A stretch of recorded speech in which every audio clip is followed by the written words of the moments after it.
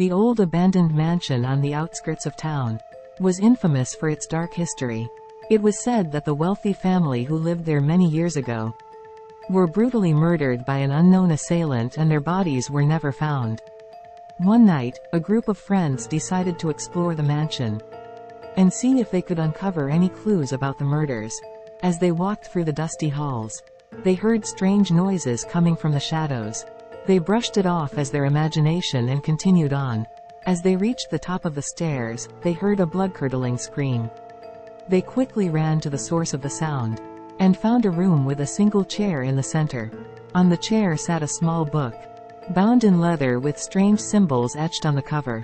Curiosity getting the better of them, they opened the book and began to read. The first page contained a warning. Those who read this book will face the consequences of their actions. Ignoring the warning, they continued reading, and soon they were consumed by the story within. The tale was about a young girl who was brutally murdered in the very mansion they were in. It detailed her last moments and the torture she endured before her untimely death. Suddenly, they heard footsteps approaching. They quickly closed the book and looked around, but there was no one there. They heard the footsteps again and realized that they were trapped. The door had mysteriously locked itself from the outside. As they frantically searched for a way out, they began to feel a presence watching them. It was a cold and eerie feeling, as if the ghost of the murdered girl was haunting them.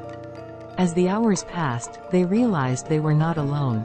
The murderer who had killed the family many years ago had returned and was hunting them down one by one.